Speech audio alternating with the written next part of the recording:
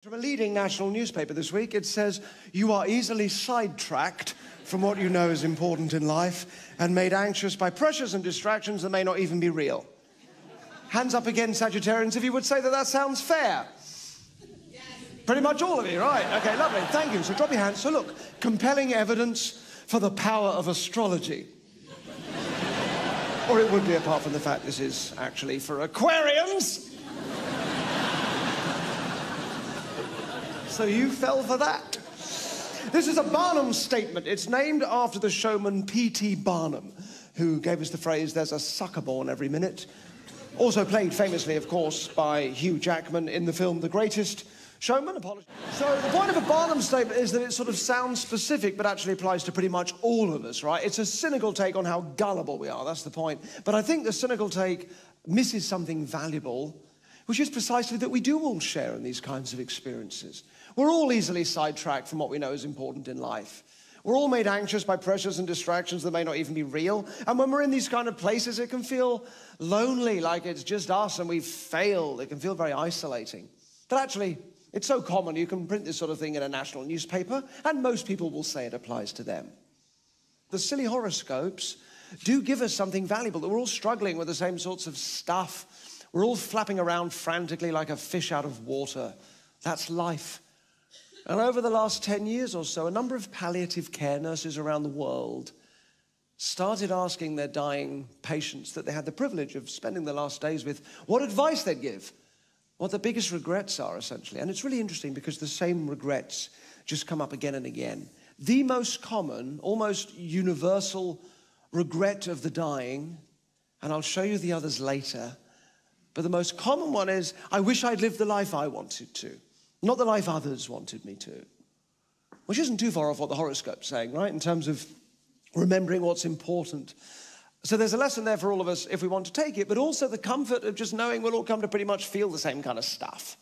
The things in life that feel most isolating are so often the very things that bring us together, which is what I'd like to explore tonight.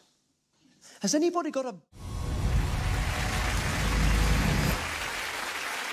Naomi, hi, could you come halfway up the steps? Just go like third step, put yourself there. That'd be a nice little pool of light, that's perfect.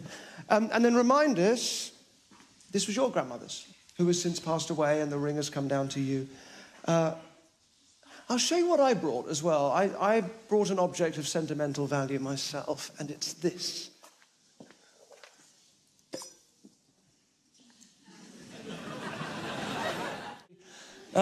It wasn't as unique as I thought. And likewise, I suppose, the death of my dad, it was personal and it wasn't easy, but it didn't isolate me. It connected me with a lot of the pain and suffering that was going on around the world at the time. The things in life that feel most isolating are so often the very things that link us. This is the pain and beauty of just being human.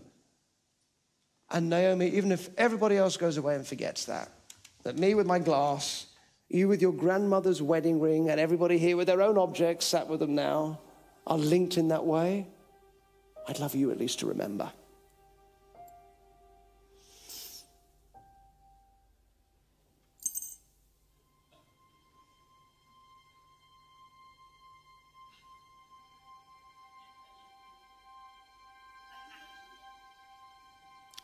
Now, because it's such a delicate thing, I'll try and keep it in the center of the screen. Can you come up a step? Come up one step there. You want to keep your... Oh, man, come and go to the stage. Just keep it in the center of the screen. Can you just put one hand flat against that end for me? And then one hand flat there. I'm going to tilt it back and forth a bit just so the camera can see. And then can you take a moment with it just to verify for yourself and the audience that that is your grandmother's wedding ring? It is. Thank you. It feels like an impossible thing, that we might be linked by our difficulties or our failures to do ourselves justice. Do keep this, and of course, feel free to smash it, which is the only way that's coming back off again.